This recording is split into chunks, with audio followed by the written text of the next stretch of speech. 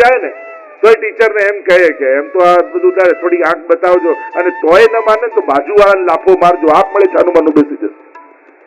હવે એને છાના મારા બાજુવાળા મારવાનું, પણ આ માનો સ્વભાવ.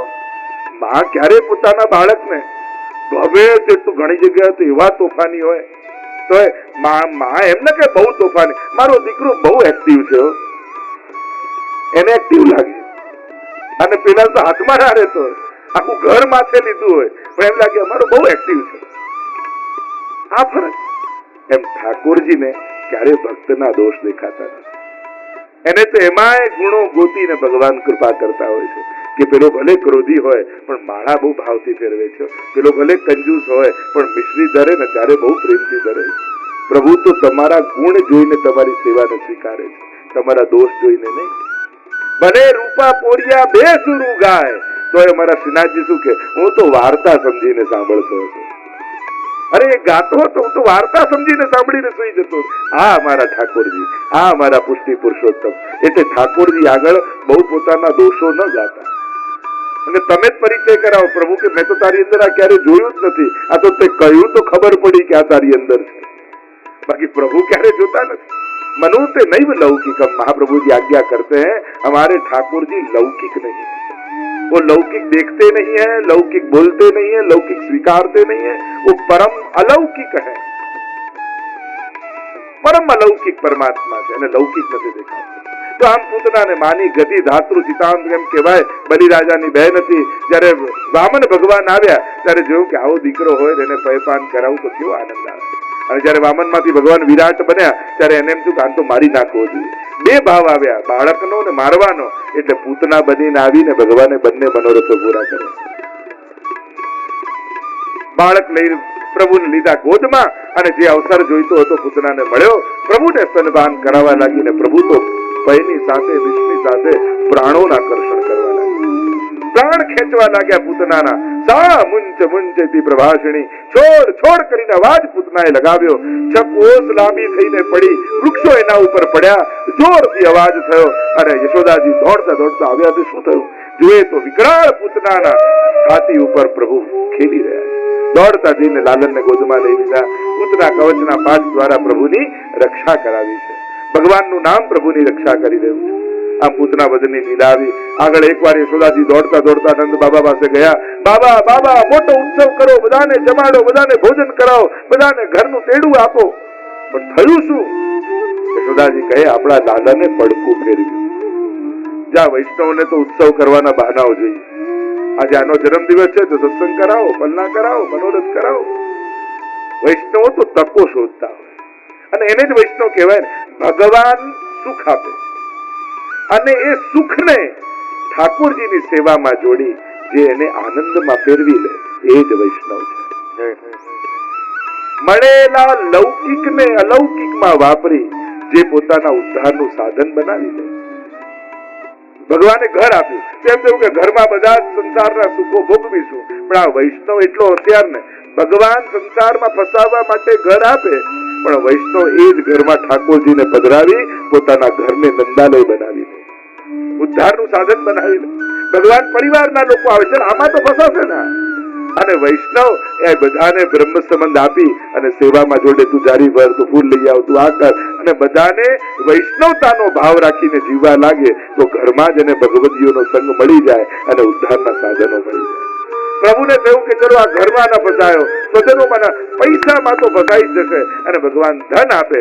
એટલે વૈષ્ણવ શું કે ચલો ઠાકોરજીની કથા કરાવું, ઠાકોરજીનો મનોરથ કરાવું, ઠાકોરજીનો 56 ભોગ કરાવું, અને મળેલા ધનને પણ સેવાનું સાધન બનાવી ઉદ્ધારનું કારણ બનાવી લે. એ જ વૈષ્ણવ છે. ભગવાનની પણ ચતુરાઈ જેની આગળ ન ચાલે એનું નામ વૈષ્ણવ. પ્રભુ સંસાર આપે અને વૈષ્ણવ સંસારને પણ કૃષ્ણની પ્રાપ્તિનું સાધન બનાવી લે. એ જ વૈષ્ણવ છે. મળેલા સુખને આનંદમાં ફેરવી લે. એ જ વૈષ્ણવ છે. મળેલા લૌકિકને અલૌકિકતામાં, કારણ કે કોઈ વસ્તુ ઉપર મોહર થોડી મારેલી હોય કે આ વસ્તુઓ લૌકિક ને અલૌકિક, કોઈની ઉપર છાપ થોડી હોય. આપણી એને જોવાની દ્રષ્ટિ એને લૌકિક કે અલૌકિક બનાવે. જે વસ્તુ જોઈને ભોગવવાની ઈચ્છા થાય તે લૌકિક થઈ ગઈ, અને જે વસ્તુ જોઈને ભોગ ધરવાની ઈચ્છા થાય એ અલૌકિક થઈ ગયું. જેના કેન્દ્રમાં તમે હો તે લૌકિક, જેના કેન્દ્રમાં ભગવાન આવી જાય એ અલૌકિક થઈ જાય.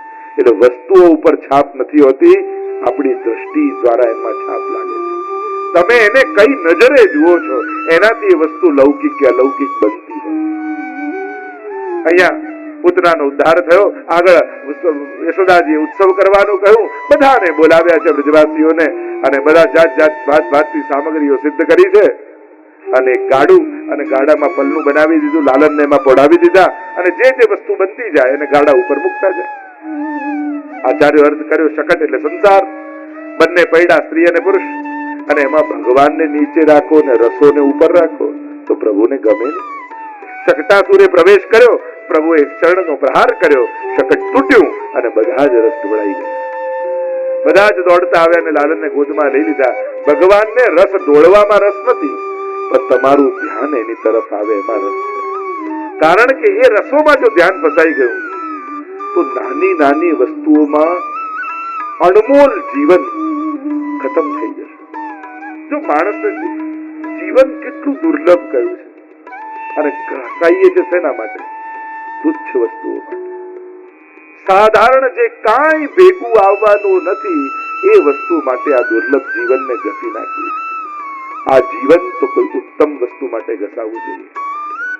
જેમ ચંદનનું લાકડું ઘસાય તો એમાંથી ચંદનની સુગંધ નીકળે, એમ વૈષ્ણવનો દેહ સેવામાં ઘસાય ને ત્યારે જ એમાંથી વૈષ્ણવતાની સુગંધ નીકળતી હોય. આ દેહ મળ્યો છે તો કાંઈક કોઈક પ્રભુ હરિગુરુ વૈષ્ણવની સેવામાં આ દેહને ઘસજો, અને ઘસશો ને તો એમાં વૈષ્ણવતાની સુગંધ આવશે.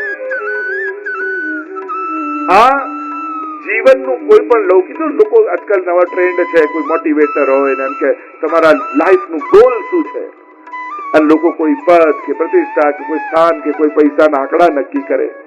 આટલા દુર્લભ જીવનનું કોઈ પણ તુચ્છ લક્ષ્ય હોય જ ન શકે. જીવનનું લક્ષ્ય એ જીવવું, એ જ લક્ષ્ય છે. ઉત્તમ રીતે જીવવું એ જીવનનું પરમ લક્ષ્ય છે. અને આ જીવનને સાર્થક કરીને જવું એ જ એનું સાફલ્ય છે. અને એની સાર્થકતા ઈશ્વર ભક્તિમાં છે.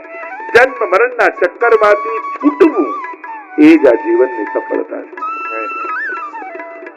કોઈ પણ સાધારણ વસ્તુ આવા દુર્લભ જીવનનું લક્ષ્ય કઈ રીતે હોય છે? આનું તો પરમ લક્ષ્ય બનાવજો, ઉત્તમ લક્ષ્ય બનાવજો, સર્વોચ્ચ લક્ષ્ય બનાવજો, અને ત્યારે જ જીવનની સાર્થકતા અને સફળતા થઈ શકે. આમ આગળ શકટાસુરનો વધ કરી મહાપ્રભુજીએ સમજાવ્યું, વ્રજ ભક્તોની લૌકિક આસક્તિનો ઠાકોરજી નાશ કર્યો. જે મન લૌકિકમાં રહેતું હતું ને, આ બે ત્રણ ઘટનાઓ ઘટી એટલે વ્રજવાસીઓને એમ થયું હવે આપણે આપણું મન કેવલ ઠાકોરજીમાં રાખવાનું, બીજે ક્યાંય નહીં જવા દી, અને આમ લૌકિક આસક્તિઓનો નાશ કરી દીધો. પ્રભુ વસ્તુ, વ્યક્તિ કે વ્યવસ્થાઓને ખોરવી આપણું બગાડવા નથી ઈચ્છતા, આપણી લૌકિક આસક્તિઓનો નાશ કરાવે. તમારા પણ ઘરમાં કોઈ એવા હોય કે જે તમારા કયામાં જ ન હોય, બાળકો તમારામાં પ્રેમ જ ન રાખતા હોય, તો ભાવ રડવા કરતા, જીવ બાળવા કરતા એવું માનજો કે ઠાકોરજી મારું મન ન ફસાઈ જાય આનામાં, એટલે એમના જ મનમાંથી મારા માટેનો પ્રેમ લઈ લીધો, જેથી મારું મન આનામાં ન ફસાઈ જાય. અને બધા અનુકૂળ છે તો આભાર માનો કે ઠાકોરજી એવા લોકો આપ્યા છે કે જે મારી ભક્તિને સાધનારા છે, મને સાથ આપનારા છે. વૈષ્ણવે તો બંને અવસ્થામાં સારું તારણ કાઢતા શીખ્યું. જુઓ, એક વસ્તુ જીવનમાં યાદ રાખો, ઘટનાઓ આપણા હાથમાં નથી, પણ અર્થઘટનો તો ચોક્કસ આપણા હાથમાં છે. ઘટનાઓ આપણા હાથમાં નથી હોતી, કાલે ક્યારે શું બનશે, વરસાદ પડશે કે નહીં આપણા હાથમાં નથી, પણ છત્રી લઈને નીકળવું આપણા હાથમાં ચોક્કસ છે. ક્યાંક પડતા વરસાદમાં છત્રી ખોલીને ઉભા રહી જઈએ અને પલળતા બચી જઈએ, આપણી સમજદારી. એમ સંસાર એટલા બધા લોકોના સહારે ચાલે છે કે આપણી ઈચ્છાથી તો આપણે નથી ચાલતા, તો બીજા ક્યાંથી ચાલવાના? આપણે ચાલીસ કેટલું નક્કી કરીએ કે આટલું કાલથી તો માળા ચાલુ કરી દેવી છે, પાઠ ચાલુ કરી દેવા છે, સેવા ચાલુ કરી દે, અને બીજો દિવસ થાય ને એટલે રાતના શું કરી, પાઠ ન થયા, સેવા ન થઈ, માળા ન થઈ, અને અફસોસ કરતા કરતા હવે કાલથી તો કરવું જ છે. આપણે આપણી ઈચ્છા પ્રમાણે નથી ચાલતા, અને આપણે એવું ઈચ્છીએ કે મારી ઈચ્છા પ્રમાણે બધા ચાલે, એ તો સંભવ જ નથી. જે છે અને સ્વીકારતા શીખો. આ પ્રભુનો પ્રસાદ છે સંસાર, અને એ રીતે જે મળ્યું છે ને સ્વીકારી તો જ જીવનમાં શાંતિ આવે. સુધારવા જશો ને તો થાકી જશો. હું બધાને સુધારી દઉં અને આપણી જાતને સુધારી દઈએ તો ઘણા છે. અહીંયા લૌકિક આસક્તિઓનો પ્રભુએ નાશ કર્યો છે. આગળ તૃણાવર્તની કથા આવી, રજોગુણની આધી છે. પ્રભુ એટલું ભાર વધારી દીધું કે યશોદાજી ઉચકી ન શક્યા ઠાકોરજી, નીચે જમીનમાં પધરાવી દીધા.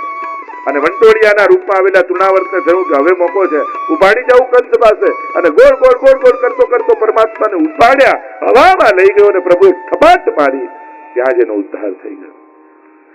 તૃણાવર્ત એ રજોગુણની આંધી છે અને જીવનમાં જયારે રજોગુણની આંધી આવે ને ત્યારે માણસને બહુ ભગાવે, બહુ જ ભગાવે. એની લાલસાઓ વધતી જ જાય, વધતી જ જાય, વધતી જ જાય. જેટલું મળતું જાય એટલી લાલસાઓ વધે. જો પુરુષાર્થ અને સફળતા જીવનમાં બહુ જ જરૂરી છે, પણ ક્યાંક જીવનમાં એવો પડાવ આવવો જોઈએ કે પરિશ્રમ એટલો ને એટલો રહે, પણ ફળને વાટી નાખવાની ઈચ્છા થાય.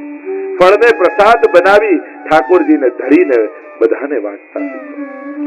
આ નાની નાની ક્રિયાઓ જે મંદિરોમાં તમે જુઓ છો ને, એને જીવનના સૂત્રો બનાવી લેશો ને તો એ જીવનને સાર્થક કરી દેશે, સફળ કરી દેશે. કઈ રીતે? ફળ આવે એને સુધારો, સમારો, સજાવો, ધરો અને પછી જેટલા આવ્યા ને એક એક એક કણિકા વાટી દો. એમ જીવનમાં પણ પુરુષાર્થ રહેવાનો જ. આપણે કોઈ નિષ્ક્રિય નથી થઈ જવું, આપણે કોઈ નીરસ નથી થઈ જવું. સાત્વિક થવાનો અર્થ નીરસ થઈ જવું એવું જરાય નથી થતું. વૈષ્ણવ સાત્વિક હોય પણ નીરસ ના હોય. હવે તો કોઈ કોઈનું નથી ને ક્યાંય કાંઈ કરવા જેવું નથી ને શું કરવાનું આ બધું પહેરીને, આમ તો સાવ નીરસ ગણા થઈ જાય અને એને પોતાની વિશેષતા ગણવા લાગે. સાત્વિકતા જુદી વસ્તુ છે ને નીરસતા જુદી વસ્તુ છે. હતાશા, નિરાશા એ તો અવગુણો છે. આનંદ તો બન્યો જ રહેવો જોઈએ. તમને જોઈને 4 જણાને આનંદ થાય એવું વ્યક્તિત્વ તો હોવું જ જોઈએ. પણ જે વ્યક્તિ પોતાને જ ખુશ ન રાખી શકતો હોય એ બીજાને ખુશ ક્યાંથી કરવાનો? જે વ્યક્તિ પોતાને જ રાજી નથી રાખી શકતો, કે જે બધું જ કંટ્રોલ તમારું તમારી પાસે છે છતાંય સુખનું અને આનંદનું સ્વિચ ન દબાવી શકે રિમોટમાં, એ બીજાને ખુશ કેમ રાખી શકવાનો? જેને પોતાનાથી સંતોષ નથી એ બીજાને તૃપ્તિ ક્યારે આપી શકતો નથી. એક ભક્ત એવો છે જેને પોતાનાથી તૃપ્તિ છે અને જેને પોતાનાથી સંતોષ થઈ જાય ને એને પછી બીજા પાસે મેળવવાની ઈચ્છા સમાપ્ત થઈ જાય છે. આપણા કુમનદાસ આદિની વાર્તા જુઓ ને, માનસિંહ રાજા આવ્યા ને કહેવા લાગ્યા, લો ને સોનાની આરસી રાખો ને, આ રત્નજડી તમારી આરસી, ખાલી વેચશો તો આખી જિંદગી નીકળી જશે. અરે તમારા મને આ કોઈ બતાવો, કોઈ તમારા કરિયાણું જ્યાંથી આવતું હોય લાવ, હું ભરાવી દઉં વર્ષનું. કુમનદાસ કે મારે તારી પાસે કાંઈ નથી જોઈતું. ભગવાન બધાનું પૂરું કરે છે તો મારું કરે છે, મારે હાથ લંબાવીને શું કરું? કુમનદાસ જેવા ભગવદીઓ ને પોતાનાથી સંતોષ છે, પછી એને બીજા પાસે લેવાની ક્યાં ઈચ્છા? અને જેને પોતાનાથી તૃપ્તિ ન હોય એ જિંદગીભર માંગતો જ ફરતો હોય છે. ક્યાંક સુખ માંગે, ક્યાંક યશ માંગે, ક્યાંક પદ માંગે, ક્યાંક પ્રતિષ્ઠા, પણ કેટલીક વસ્તુઓ માંગવાથી મળે એનો આનંદ જ નથી હોતો. એ માંગવાની ન હોય, એ તો મેળવવાની હોય. પ્રેમ માંગવાની વસ્તુ નથી, ત્યાગીને મેળવવાની વસ્તુ છે. સન્માન માંગવાની વસ્તુ નથી, યોગ્ય બનીને મેળવવાની વસ્તુ છે. અમુક વસ્તુઓ માંગો અને મળે એનો આનંદ જ ન હોય, એ તો યોગ્ય બનીને મેળવવાનું હોય અને ત્યારે એનો ઓડકાર અને તૃપ્તિ આવતી હોય. તૃણાવર્તનો ભગવાને ઉદ્ધાર કર્યો છે. આગળ અનેકવિધ પ્રકારની પ્રભુ લીલા કરે છે અને હવે તો પ્રભુ ધીમે ધીમે મોટા થવા લાગ્યા અને ત્યાં તો વસુદેવજીએ ગર્ગજીને બોલાવ્યા અને કહ્યું કે જાઓ ગોકુળમાં મારા બંને બાળકો છે એમના નામકરણ કરીને આવો. અને ગર્ગજી હવે ગોકુળ આવે છે. જો પહેલાના સમયમાં જે કુટુંબના ગુરુ હોય એ નામ પાડતા, આ ફૈબા ક્યારથી વચ્ચે આવી ગયા ખબર જ ના પડે. હવે આપણે એમ કહીએ કે ફઈ નામ પાડે, બાકી શાસ્ત્રોમાં જુઓ તો ગુરુ એના લક્ષણ જોઈને એના નામ પાડે. અને ગર્ગજી આવ્યા છે. 16 સંસ્કાર આપણે ત્યાં છે, 16 પ્રકારના સંસ્કારો કરવા જોઈએ. હિન્દુ છીએ તો આપણા સનાતન વૈદિક જેટલા પણ 16 પ્રકારના સંસ્કારો છે એને ગ્રહણ કરવા જોઈએ. નામકરણ કરવા માટે આવ્યા ગર્ગજી. નંદ બાબાને વાત કરી, ગૌશાળામાં નામકરણ કરીશું એવું નક્કી કર્યું. બીજા દિવસે યશોદાજી અને રોહિણીજી બંને બાળકો લઈ ગૌશાળામાં ગયા. જો આપણે ગૌશાળા અને ગાયોની રક્ષાની વાત કરીએ, પણ જો સમાજમાં રહેતો પ્રત્યેક વર્ગ એવું નક્કી કરે કે અમારા જે પણ શુભ પ્રસંગો આવશે ને એ અમે ગૌશાળામાં જઈને ઉજવીશું, અને એ જો નક્કી કરજો, આપણા ગોપાલ પ્રભુને પણ હવે ગાયોની ગૌશાળા છે, ગોપાલ ગૌશાળા, એની બાજુમાં જ કેટલું સુંદર સ્થાન બનાવી દીધું, બધી જ વ્યવસ્થાઓ એવું કરી દીધી. અને હવે તમે એમ નક્કી કરો કે ના, હવે જન્મદિવસ આવે, હવે કોઈ સારો પ્રસંગ આવે, તો આપણે તો ગૌશાળાની બાજુમાં જઈને ગોપાલ પ્રભુના સાનિધ્યમાં ઉજવીએ. કેવો સુંદર થઈ જાય. જે પણ સેવા આવે એ ગાયોની સેવામાં જાય.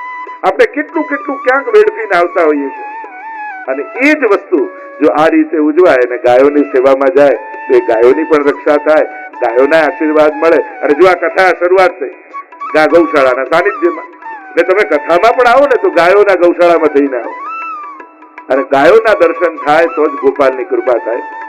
તો અમારા પૂજ્ય જ્યેષ્ઠ ભ્રાતા યદુનાથજી અને એમના થકી આ ગૌશાળાનું સુંદર પોષણ થઈ રહ્યું છે. અને અમે પણ જયારે પણ કોઈ વૈષ્ણવ ક્યાંય મળે ને કે ગૌદા, અમે કહીએ ગોપાલલાલજીની ગૌશાળા, અને કેટલા વૈષ્ણવ એનો લાભ લેતા હોય છે. અને આનાથી મોટું પુણ્ય કાર્ય, કારણ કે ગાયો પ્રસન્ન થાય તો ગોપાલ પ્રસન્ન થઈ જાય.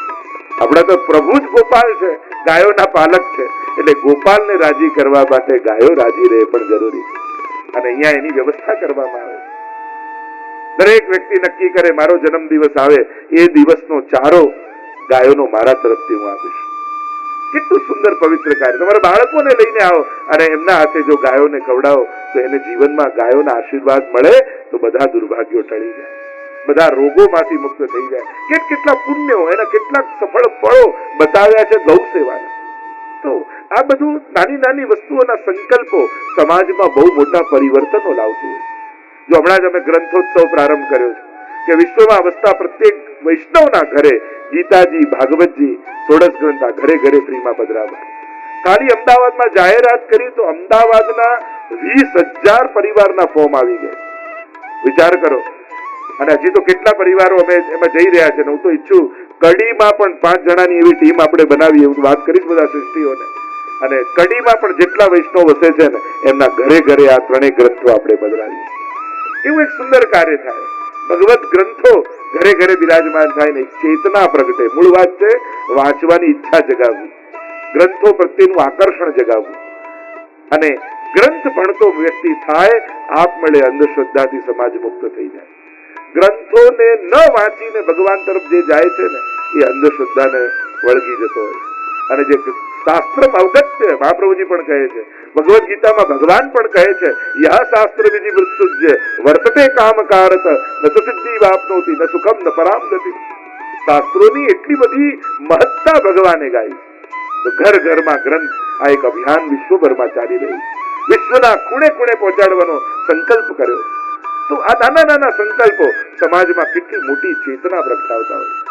અહીંયા ગર્ગજી ગયા છે, રોહિણીજીના ખોળામાં દાઉજીને જોયા અને ગર્ગજી બોલ્યા, અયમ હિ રોહિણી પુત્રો રમયન સુરદો ગુણૈ આખ્યાસ્યતે રામ ઇતિ બલાધિક્યાત બલમ વિદો.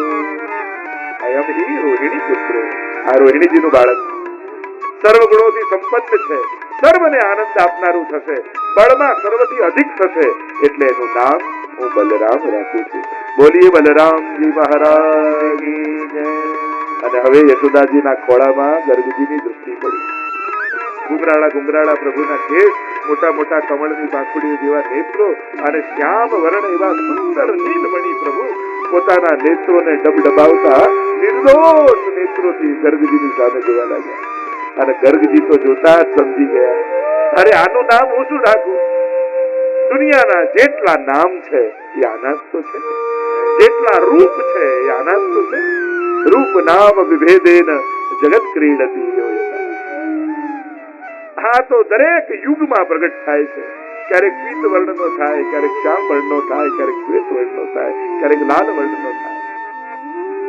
જ્યાં દ્રષ્ટિ પડી અને ગર્ગજી બોલ્યા, બહુની સંતિ નામાની રૂપાણી ચ સુતસ્ય તે ગુણકર્માનુરૂપાણી તાન્યહમ વેદનો જના.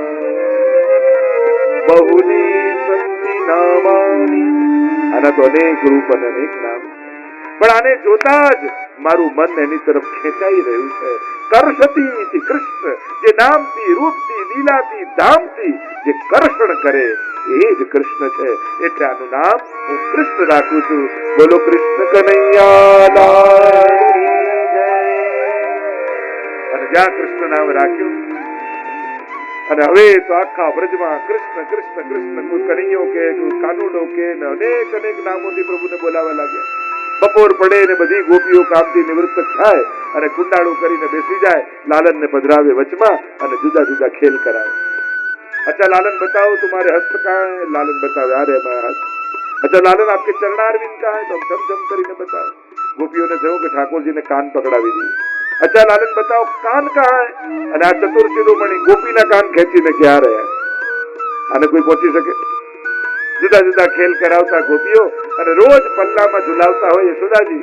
એટલે આંગણામાં ઉભેલી ગાય જુએ, આંખમાંથી આંસુ સારે કે આવું યશોદાજી જેવું સુખ મને ક્યારે મળે. અને પ્રભુ તો બધાના મનોરથો પૂરા કરવા આવ્યા છે. ઘૂંટણી એક દિવસ ચાલતા ચાલતા ચાલતા ઉંબરો ઓળંગીને છેક ચોકમાં પહોંચી ગયા. ગાય બેઠી હતી ને એનો શીંગડું પકડી લીધું એટલે ગાય ઊભી થઈ ગઈ. ઠાકોરજી આમ લટકે છે ગાયના શીંગડામાં. અને ગાયને યાદ આવ્યું યશોદાજી રોજ પન્નું ઝુલાવે, આ સુખ આપવા માટે ઠાકોરજી આવ્યા છે. એટલે પોતાનું મસ્તક નીચે ઉપર આમ કરીને ઠાકોરજીને પલ્લા ઝુલાવવા દીધું. પ્રભુ તો બધાના મનોરથો પૂરા કરવા આવ્યા. અને હવે તો મોટા થયા એટલે ફરિયાદો શરૂ થઈ ગઈ. બપોર પડે એટલે ગોપીઓ આવી જાય. વત્સાર મુંચત પછીનો સમય ક્રોધ સંજાતા હતા. અરે યશોદા બહાર આવ, તારા કાનુડાને સમજાવ. આ વાછરડાને બાંધી રાખ્યો હોય ને હજી ગાય દોવાની બાકી હોય, આ છાનો માનો આવે વાછરડું છોડી જાય, બધું જ દૂધ પી જાય. હવે અમે દોઈએ શું ને વેચીએ શું? યશોદાજી કે મારું લાલન જે કરે બરાબર કરે. આ દૂધ પર પહેલો અધિકાર વાછરડાનો. પણ મહાપ્રભુજી અર્થ કર્યો, વત્સ એટલે કોણ? વત્સ એટલે ભક્તો. અને ક સમય છોડવા એટલે હજી પાપ અને પુણ્યનો હિસાબ કરવાનો બાકી હોય, છતાંય ઠાકોરજી કૃપા કરી એને મુક્ત કરી. શરણ આયે સોહી તારે, જે જન શરણ આયે સોહી તારે. ભગવાન સામે ઉભા હોઈએ ને ત્યારે ભગવાન ચોપડા ખોલીને પાપ પુણ્યનો હિસાબ ન કરે. એટલે જોજો કોઈ પણ કથામાં ભગવાન જલ્દી કોઈને સ્વર્ગ કે નર્ક ભગવાન નહીં આપે. કારણ કે સ્વર્ગ અને નર્ક એ કર્મની ગતિ અનુસાર મળે. અને ભગવાન ક્યારેય પણ કર્મનું ફળ આપતા નથી. કર્મનું ફળ તો માણસ પોતે ભોગવતો હોય છે કર્મ દ્વારા. ભગવાન ક્યારે કર્મનું ફળ ના આપે. ભગવાન તો કર્મમાંથી મુક્ત કરી કૃપા દ્વારા એનો અંગીકાર કરી એના મનોરથોને પૂરા કરી. આ પ્રભુનો સ્વભાવ છે. અને હવે તો ફરિયાદો આવી, માખણ ચોરી લીલાનું વર્ણન આવ્યું. ગોપીઓ કહે આ તારો લાલચ જોને અમારા ઘરે આવીને બધું ચોરી જાય. પણ અરે સિક્કામાં લટકાવ ને, અરે